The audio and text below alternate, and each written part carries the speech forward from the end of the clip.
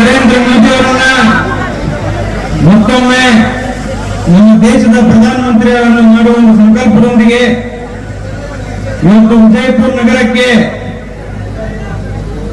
ತಮಿಳುನಾಡು ರಾಜ್ಯದ ರಾಜ್ಯಾಧ್ಯಕ್ಷರು, ಲೋಕಸಭೆ ಚುನಾವಣೆಯ ಸ್ಟಾರ್ ಪ್ರಚಾರಕರು ಹಾಗೂ ನಮ್ಮ ವೈಯಕ್ತಿಕವಾಗಿ ಅನಿಸುತ್ತೆ ಮುಂದಿನ ದಿವಸದಲ್ಲಿ ಈ ದೇಶದ ಚುಕ್ಕಾಣಿಯನ್ನು ಹಿಡಿಯುವಂತ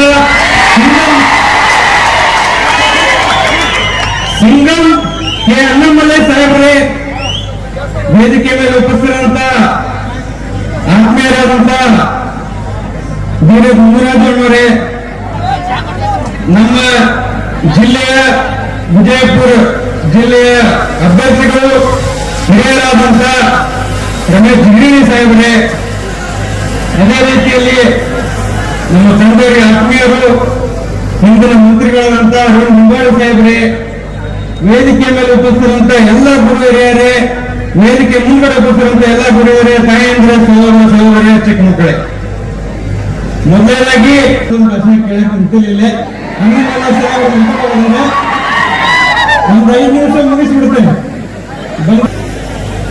ನಮ್ಮ ಮತ್ತೊಮ್ಮೆ ಒಂದು ಪವಿತ್ರವಾದಂತಹ ಒಂದು ಮತ್ತೆ ಸಮಯ ಸಿಕ್ಕಿದೆ. ಮುಂದಿನ ನಮ್ಮ ಭಾರತದ ಭವಿಷ್ಯವನ್ನು ನಿರ್ಮಾಣ ಮತ್ತು ನಿರ್ಣಯ ಮಾಡುವಂತಹ ಒಂದು ಸಮಯ ಮತ್ತೊಮ್ಮೆ ಬಂದಿದೆ.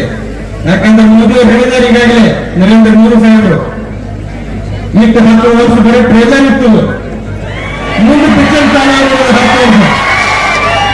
ಅದಕ್ಕೆ ಈ 10 ವರ್ಷ ಫೌಂಡೇಶನ್ ಮಾಡ್ಯಾರ ಈಗ ನರೇಂದ್ರ ಮೋದಿ ಸಾಹೇಬರು. ಮುಂದಿನ ದಿವಸ ದೊಡ್ಡ ಬಿಲ್ಡಿಂಗ್ ಕಟ್ಟೋದಾರೆ.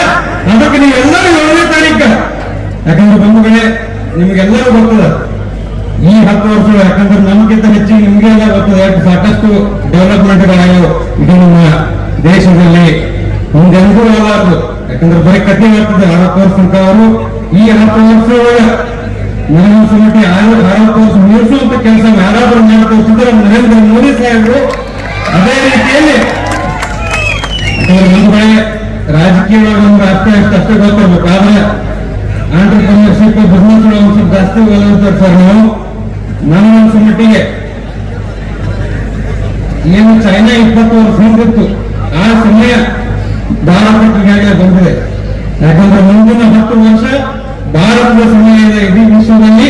ಅದಕ್ಕೆ ನೀವೆಲ್ಲರೂ ಕಳಕಳಿಯಿಂದ ವಿನಂತಿ ಮಾಡ್ಕೊತೀನಿ, 7ನೇ ತಾರೀಕು ಅದರ ಮುಖ್ಯವಾಗಿ ಯುವಕರು, ಯಾಕಂದ್ರೆ ಇಡೀ ವಿಶ್ವದಲ್ಲೇ ಅತಿ ಹೆಚ್ಚು ಯುವಕರಿರುವಂತಹ ದೇಶ ಯಾವ್ದಾದ್ರು ಇದ್ರೆ ಅದು ಭಾರತ ದೇಶ. ಅದಕ್ಕೆ ನೀವೆಲ್ಲ ಕರ್ತವ್ಯ ಆಗ್ತದೆ. ಯಾಕಂದ್ರೆ ಇನ್ನೊಂದು ಮಾತೇನಪ್ಪ ಅಂತಂದ್ರೆ, ಮೊನ್ನೆ ಸಿಟಿ ರವಿ ಸಾಹೇಬ್ ಹೇಳಿದಂಗ ನಮ್ಮ ಕಡೆ ಒಬ್ಬ ಒಳ್ಳೆ ನಾಯಕತ್ವ, ಒಂದು ಒಳ್ಳೆ ಹುಲಿ ಐತಿ ಇಡೀ ದೇಶದಲ್ಲಿ. ಅವ್ರ ಹೆಸರು ಮ್ಯಾಗ ನಾವು ಮತ ಕೇಳತ್ತೇವೆ. ಅವ್ರ ಮುಂದಿನ ಭಾಗ ನಿಮ್ಗೆ ಎಲ್ಲರೂ ಗೊತ್ತದ.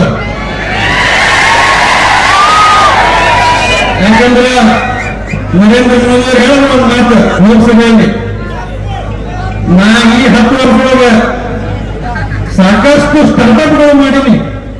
ಅವ್ರು ಯೂನಿಫಾರ್ಮ್ ಆಗಿರ್ತಾವ, ಡೆಕಾಕಾರ್ಮ್ ಆಗುವಂತ ಸ್ಥಿತಿ ಒಳಗ. ಆದ್ರೆ ಭಾರತ ಒಂದು ಸ್ಟಾರ್ಟ್ಅಪ್ ಐತಿ, ಅದನ್ನು ಸ್ಟಾರ್ಟೇ ಆಗುವಂತಾಗೈತಿ. ಸ್ಟಾರ್ಟ್ ಮಾಡಿರುತ್ತೆ. ಅದಕ್ಕೆ ನಮ್ಮ ಕಡೆ ಒಂದು ಒಳ್ಳೆ ನಾಯಕತ್ವದ, ಒಂದು ಸದೃಢವಾದಂತ ನಾಯಕತ್ವದ. ನೀವು ಅದಕ್ಕೆ ಮತ ಹಾಕ್ತೀರೋ ಮುಂದೆ ಹೆಂಗ ನೋಡ್ರಲ್ಲ. ಮೊನ್ನೆ ಬಿಜಾಪುರ ಬಂದಾಗ ಹುಲಿ ಮತ್ತು ಸಿಂಹ ಅಂದ್ರೆ ಹುಲಿ ಮತ್ತು ಸಿಂಹ ಅಂತ ಅದಕ್ಕೆ ಅವೆಲ್ಲರೂ ನೋಡ್ಕೊಂಡು. ಅದ್ರಾಗ ಇನ್ನೊಂದು ನಮಗೆ ಟೆಕ್ನಾಲಜಿ ಸಾಕಷ್ಟು ಬಂದಿದೆ ಸರ್. ಮೊನ್ನೆ ಆರ್ಟಿಫಿಷಿಯಲ್ ಇಂಟೆಲಿಜೆನ್ಸ್ ಬಗ್ಗೆ ಒಂದು ಭಾಷಣ ಕೇಳ್ತಾ ಇದ್ರು ಅಣ್ಣಾಮಲೈ ಸರ್. ಒಬ್ರು ಇದೇ ಇಂಡಿಯಾ ಟಿವಿ ನಾವು ತೌತಿಯಲ್ಲಿ ಸರ್ ಕೇಳಿದ್ರು, ನನಗೆ ಗೊತ್ತೈತೆ ಆರ್ಟಿಫಿಷಿಯಲ್ ಬಂದ ಹೊಸದು. ಅಣ್ಣಾಮಲೈ ಸಾಹೇಬ್ರಿಗೆ ಕೇಳಿದ್ರೆ ಎ ಬಗ್ಗೆ ಸಾಕಷ್ಟು ಸುದೀರ್ಘವಾಗಿ ಟೆಕ್ನಿಕಲ್ ಚಂದ ಹೇಳಿದ್ರು. ಅದೇ ಎ ಬಗ್ಗೆ ರಾಹುಲ್ ಗಾಂಧಿ ಸಾಹೇಬ್ರಿಗೆ ಕೇಳಿದ್ರೆ ಅವ್ರು ಎಲ್ಲೆಲ್ಲೋ ಇರಾನ್ ಹೋದ್ರು, ಎಲ್ಲರೂ ಹೋದ್ರು. ಆದ್ರೆ ಅದಕ್ಕೆ ಏ ಹೇಳಕ್ ಬರ್ಲಿಲ್ಲ ನಮಗೆ. ಅದಕ್ಕೆ ಇಂಡಿಯಾಗಂತೂ ಹೊರ ಬರ್ಲಿಲ್ಲ. ಎಲ್ಲೆಲ್ಲೋ ಇರಾಕ್ ಹೋದ, ಇರಾನ್ ಏನ್ ಮಾಡುವ ಗೊತ್ತೇ ಆಗಲ್ಲ. ಅದಕ್ಕೆ ನಮ್ಮವ್ರು ಕೇಳ್ತಾರೋ ಏನು ನಮ್ಮ ದೇಶದ ಹುಲಿಯಾದಂತ ನರೇಂದ್ರ ಮೋದಿ ಅವ್ರಿಗೆ ಕೇಳ್ತಾರೆ ನಾವು. ಅದಕ್ಕೆ ಎಲ್ಲರೂ ಕಾಪಾಡಿ ವಿನಂತಿ ಐತಿ. ಮುಖ್ಯವಾಗಿ ರಮೇಶ್ ಜಿಗಣಿ ಸಾಹೇಬರು ಸಾಕಷ್ಟು ಅಭಿವೃದ್ಧಿ ಮಾಡ್ಯಾರ ಬಿಜಾಪುರ ಜಿಲ್ಲೆಗೆ. ನಾವೇನು ಫೋರ್ವರ್ಡ್ ನೋಡಾಕ್ತೀರಿ ಅದು ಇರಬೇಕು, ನಮ್ಮ ಏರ್ಪೋರ್ಟ್ ಇರ್ಬೋದು, ಎಲ್ಲನೂ ಸಾಕಷ್ಟು ಅಭಿವೃದ್ಧಿ ಬಿಜಾಪುರ ಸಾಕಷ್ಟು ಅಭಿವೃದ್ಧಿ ಮಾಡಿದ್ದಾರೆ ಗಂಗಾ ಜಗದೀಶ್ ಸಾಹೇಬರು. ಆದ್ರೆ ಒಂದು ಕಳಕಳಿಯಿಂದ ವಿನಂತಿ ಮಾಡ್ಕೊಳ್ತೀನಿ, ಇಷ್ಟೆಲ್ಲ ಜನ ಸೇರಲ್ಲ. ಇದೇ ರೀತಿಯಿಂದ 7ನೇ ತಾರೀಕು ಓಟ್ ಹಾಕಕ್ಕೂ ಬರ್ಬೇಕು ನೀವು. ಯಾಕಂದ್ರೆ ನೀವು ಮೊನ್ನೆ ನೋಡಬೇಕು ನಮ್ಮ ಫೇಸ್ ಒನ್ನಾಗ ಏನು ಬೆಂಗಳೂರಿಂದ ಚುನಾವಣೆಗಳು ಏನು ಎಜುಕೇಟೆಡ್ ಪಾಪ್ಯುಲೇಷನ್ ಅಂತ ಹೇಳ್ತಾರೆ, ಮಿಡಲ್ ಪಾಪ್ಯುಲೇಷನ್ ಬೆಂಗಳೂರು, ಅವ್ರು ಯಾರು ಓಟ್ ಹಾಕಕ್ ಬಂದ್ರು ಎಲ್ಲ ಮಾಡ್ಕೊಂಡಾರ ಮನೆಗೆ.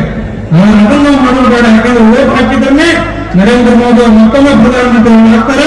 ಅದಕ್ಕೆ ನಿಮ್ಮೆಲ್ಲರ ಬೆಂಬಲ ಇರಬೇಕಂತ ಕೇಳ್ಕೊಂಡು ಮತ್ತೊಮ್ಮೆ ಎಲ್ಲರೂ ಧನ್ಯವಾದ ಹೇಳಿ, ಬೋಲೋ ಭಾರತ್ ಮಾತಾ ಕಿ